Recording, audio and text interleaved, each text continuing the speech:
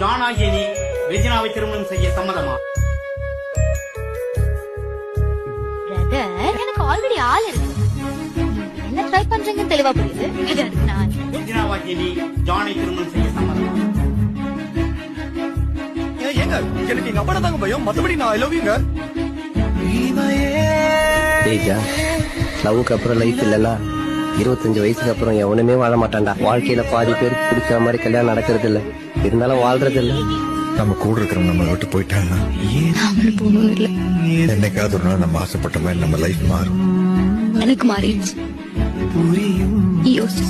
John ஆகிய நான் ரெஜினாவை திருமணம் செய்ய சம்மதம்.